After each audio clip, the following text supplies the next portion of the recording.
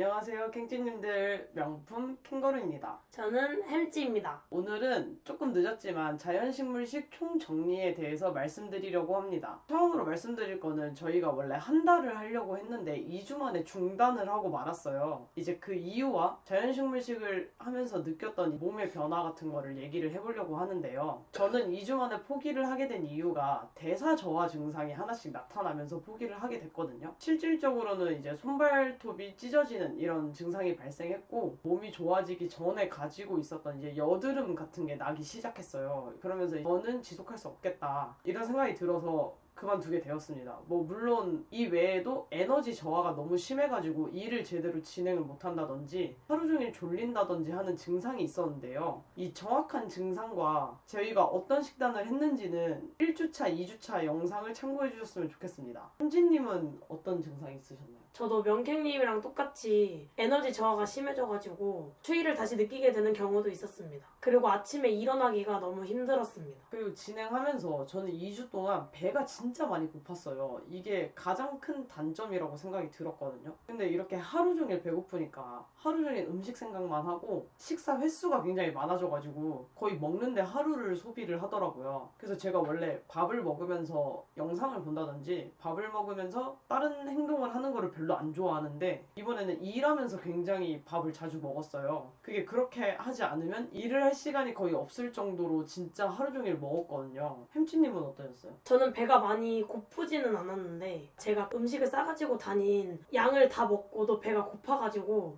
뭘 더 사 먹어야 되나? 그런 생각을 되게 많이 해가지고 편의점 가서 과일 이렇게 포장돼 있는 거를 사 먹기도 하고 그랬던 경우가 되게 많았던 것 같아요. 근데 저는 단점만 있었던 건 아니고 장점도 약간 있었는데, 첫 번째로 식사를 준비하는 시간이 그렇게 오래 걸리지 않았어요. 키토식을 할 때는 고기를 일단 구워야 되고 가열을 해서 조리하는 경우가 굉장히 많기 때문에 한 식사를 준비할 때 꽤나 오랜 시간이 걸리는 편이거든요. 물론 에어프라이기가 거의 다 해주긴 하지만 그래도 시간이 오래 걸리는데, 자연식물식을 하면서 저는 주로 과일을 위주로 먹었기 때문에 씻어서 바로 먹으면 돼가지고 식사 시간이 줄어드는 효과가 있었습니다. 햄찌님은 장점 느낀 거 없었나요? 저는 학교를 다닐 때 자연식물식을 했었는데 저도 비슷한 건데 굳이 학교를 벗어나지 않고 강의실에서 먹을 수 있는 음식들이라는 점이 좋았던 것 같습니다. 그리고 저는 또 하나 좋았던 게, 저는 자연식물식을 하면서 위가 굉장히 많이 줄어들었어요. 알게 모르게 섭취를 그렇게 많이를 할 수가 없어가지고 상당히 줄어들었는데, 그러면서 느낀 게 내가 그동안 얼마나 많이 먹고 살았던 거지? 약간 이런 생각이 되게 많이 들었어요. 사실 자연식물식 하면서 에너지 저하 증상이 있었지만 이렇게 먹어도 살 수 있구나, 이런 거를 되게 많이 느꼈었거든요. 그리고 제 식습관에 되돌아보면서 반성을 좀 하게 됐어요. 제가 키토식을 시작하고 자연식물식을 하기 전에 과일은 진짜 안 먹었거든요. 근데 제가 치팅을 할 때 아이스크림을 먹는다든지 일반 단당류의 식품은 먹었단 말이에요. 이거 자체가 굉장히 모순적인 거예요, 제 자신이. 그런 거를 깨달으면서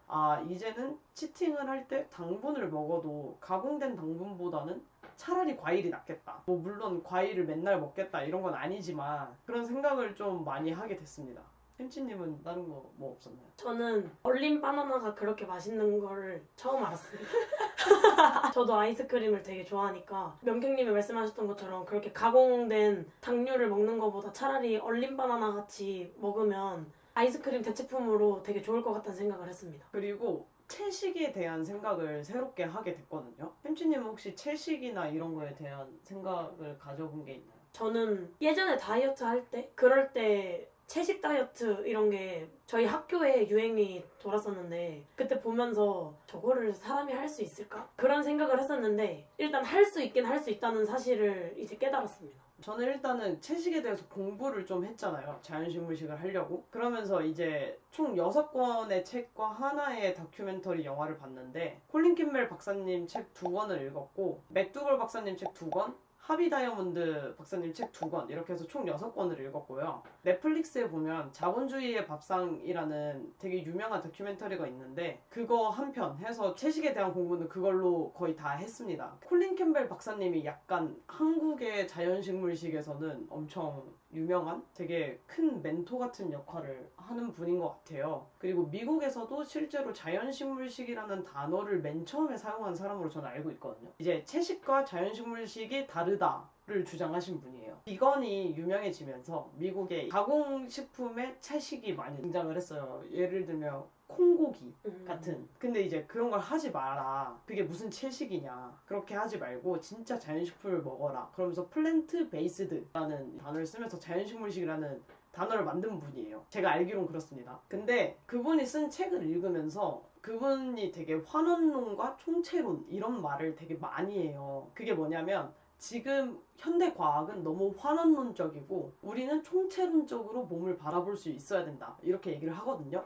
근데 저는 그 말에 되게 동의를 해요. 맞는데 너무 무시하는 경향이 있어요. 여러 가지 연구 결과에 대한 해석을 너무 상관관계를 인과관계로 해석하는 경향이 있어요. 그래서 그 부분을 저는 좀 조심해야 된다고 생각하거든요. 이거는 사실 사람들 인지작용의 오류 중에 하나로 상관관계를 인과관계로 해석하는 오류를 범하면 안 된다. 이 논문을 읽거나 쓸 때 이거를 항상 배우거든요. 근데 그런 오류를 좀 범하고 있어요. 당연히 몸을 총체론적으로 봐야 되는 건 맞는데 그런 부분을 좀 고려하면서 책을 읽으셨으면 좋겠어요. 사실은 상관관계와 인과관계가 다 필요한데 예를 들면 많은 사람의 인구를 대상으로 되게 장기간 연구를 하는 거는 대부분 상관관계예요. 왜냐면 실험실 상황에서 딱 제한을 걸어놓고 이게 원인이야 라고 찍기 위해서는 그렇게 많은 사람을 장기간 연구를 할 수가 없거든요. 돈이 많이 들어가니까. 거기서 되게 많이 나오는 게 고기를 많이 먹은 사람들이 건강이 많이 안 좋더라. 이런 얘기가 되게 많이 나오는데 이거는 사실 상관관계예요. 근데 이거를 다시 생각해보면 고기를 많이 먹은 사람의 원인이 과연 고기를 많이 먹은 것일까?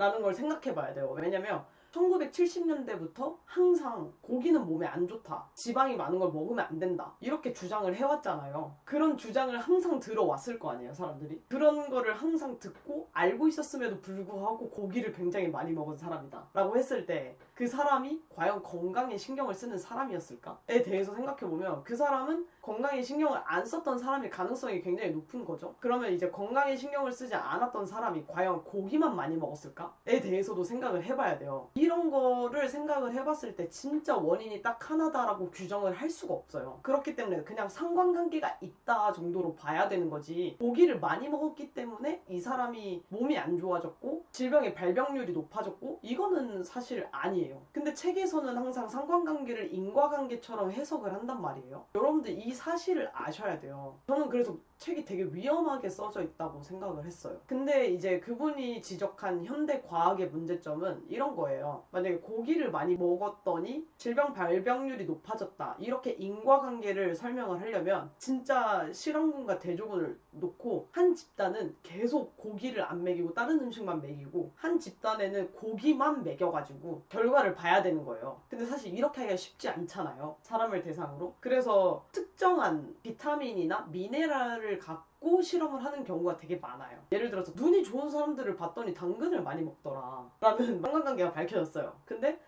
그럼 당근에 어떤 성분이 그렇게 영향을 줬을까 했더니 베타카로틴인 것 같다 라고 해서 베타카로틴을 따로 빼서 영양제를 만드는 거죠. 그래서 한 집단은 베타카로틴을 먹이고 한 집단은 베타카로틴을 안 먹이는 거예요. 그 다음에 실제로 어느 정도 기간이 지난 다음에 비교를 해보는 거죠. 이게 일반적으로 현대에서 많이 쓰는 논문의 형식이 이렇잖아요. 그래서 이거에 대해서 비판을 하는데 어느 정도 일리는 있는데 저는 두 개가 같이 가야 된다고 보거든요. 어느 하나만이 정답은 아니라고 생각해요. 근데 너무 하나를 배척하고 하나만 주장하고 있지 않나, 좀 위험하지 않나 이런 생각을 했습니다. 그리고 지방을 많이 먹는 거에 대해서 되게 부정적으로 얘기를 하는데 저는 사실 거기에서 말한 지방을 많이 먹으면 안 좋다라는 근거 자체가 좀 설득력이 없다고 생각을 하는데 이거는 맥두걸 박사님 책에 있는데 지방을 많이 먹으면 세포를 지방이 막아서 에너지가 세포로 못 들어가서 인슐린 저항성이 생긴다 이렇게 얘기를 해요. 근데 이게 어떻게 보면 맞는 얘기인데 어떻게 보면 틀린 얘기거든요. 기본적으로 세포막은 지방으로 구성이 되어 있어요. 인지질이라는 지방으로 구성이 되어 있거든요. 근데 이게 만약에 에너지가 들어오는 걸 막아서 인슐린 저항성이 생긴다라고 말하는 거는 진짜 엉터리인 거고 근데 막을 만들긴 해요. 지방이. 특히나 당분을 먹었을 때 인슐린이 분비되는 이유는 인슐린이 이 세포의 리셉터라고 하는데 거기에 붙어서 문을 열어주는 거예요. 당분이 들어올 수 있게. 그 역할을 하는 거거든요. 근데 이게 그냥 막 당분이 왔다 갔다 하는 게 아니에요. 그거를 인지질이 막아버리는 게 아니고 세포는 원래 그렇게 작동을 합니다. 그래서 우리는 호르몬과 효소가 되게 중요하다고 얘기를 하는 거고요. 그래서 너무 뭐랄까 한쪽만을 안 보셨으면 좋겠어요. 저는 두 가지를 보면서 사실 반은 맞고 반은 틀린 얘기라고 항상 생각을 했는데 너무 모르는 사람들이 보면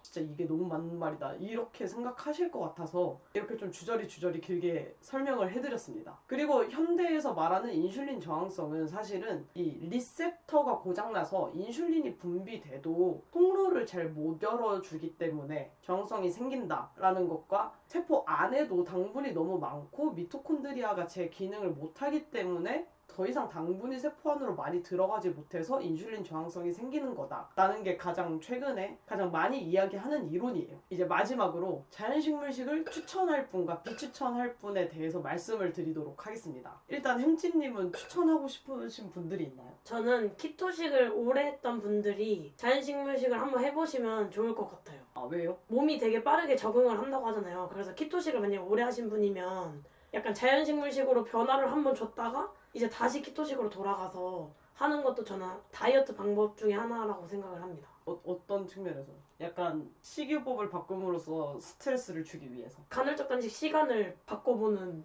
거랑 약간 비슷한 느낌으로 식단 자체를 한번 이렇게 갔다가 돌아오는 것도 괜찮다고 생각이 듭니다. 그러면 식단을 한번 바꿔보는 게 일반식보다는 자연식물식이 낫다라고 생각해서 그렇게 얘기하는 거예요. 네. 저도 일단 키토식을 되게 오래 하신 분들 중에서 나는 도저히 과일 못 먹는 거를 못 참겠다라고 하시는 분들이 한 번 정도는 해보는 거는 괜찮다고 생각해요. 저는 식이요법을 여러 가지를 많이 해보는 거에 대해서 찬성을 하는 편이거든요. 그래서 저도 실제로 많이 해보는 거고 사실 어떤 식이요법을 안 해보고 이론만 봐가지고는 이 식이요법이 맞다 아니다를 판단할 수 없어요. 사람마다 몸이 다르고 지금 내 몸이 처한 상황이 다르기 때문에 사람마다 맞는 식이요법이 다를 수 있거든요. 그런 의미에서 한 번씩 도전해보는 분들은 한번 해보셔라. 근데 저는 이거는 절대 장기적으로 좋은 식단이라고 말할 수는 없을 것 같아요. 뭐 물론 가공식품을 맨날 먹는 것보다는 좋은 식단입니다.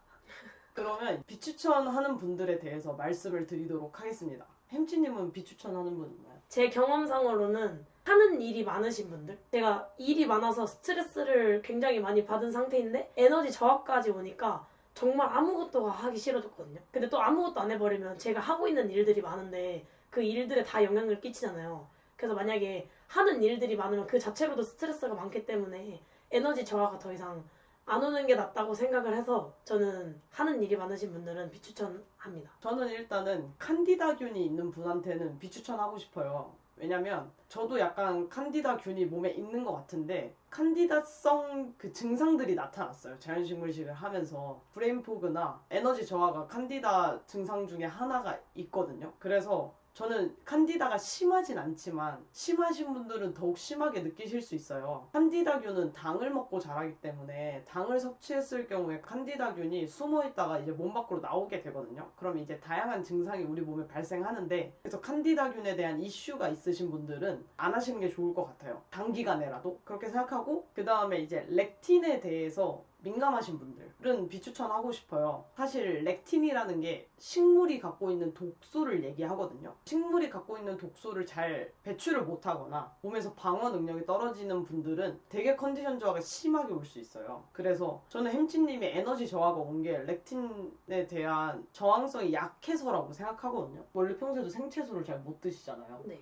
그러면 렉틴에 대한 저항성이 약한 거라서 이런 분들은 안 하는 게 좋습니다. 그리고 기본적으로 식사량이 적은 분들은 안 하는 게 좋다고 생각해요. 왜냐면 많이 먹을 수가 없어요, 이 음식은. 근데 기존에도 식사량이 적은데 음식을 많이 못 먹는다 하면 진짜 심한 에너지 저하가 올 것 같아요. 제가 말씀드린 상황에 처하신 분들은 단기간에라도 시도 안 하시는 편이 좋을 거라고 생각합니다. 그리고 마지막으로 저는 자연식물식을 하면서 그래도 많은 거를 생각하게 됐어요. 이제 키토제닉이 가야 할 방향에 대해서 생각을 했거든요. 저는 키토제닉도 무분별한 육식으로 가서는 안 된다라는 생각을 되게 많이 하게 됐어요. 이거는 기존에도 갖고 있었던 생각이긴 하지만 저는 곡식이든 육식이든 뭐든지 대량 생산이 문제라고 생각을 해요. 그래서 우리가 무분별한 육식을 하면 당연히 대량 생산이 많이 될 거잖아요. 그러면서 이제 동물들도 고통받고 결국엔 사람도 고통받고 지구도 고통받게 되는 상황이 될 건데 뭐 지금도 그러고 있지만요. 근데 이거는 곡식도 마찬가지예요. 무분별하게 많이 생산되고 있는 곡식들이 있잖아요. 그러면서 이제 무분별하게 농약도 많이 써서 토지가 황폐화되고 있고 그것 때문에 물의 오염도 심각하고 저는 이런 전체적인 측면에서 너무 채식만 맞다는 아니고 그렇다고 채식이 나쁘다도 아니지만 너무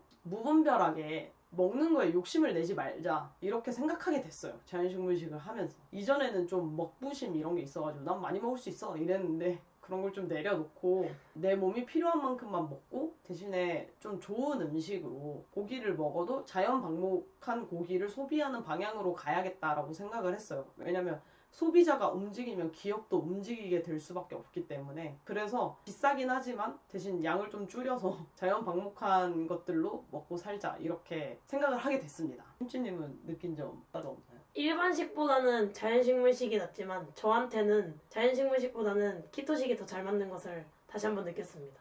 네. 좋은 결론이네요. 그러면 자연식물식에 대한 총정리 영상은 여기서 마치고 오늘 영상이 마음에 드셨다면 좋아요 버튼, 다음 영상이 기대된다면 구독과 종명의 알림 버튼 눌러주세요. 오늘 영상은 여기서 마치고 다음 영상에서 찾아뵙도록 하겠습니다. 다음 영상에서 만나요. 안녕.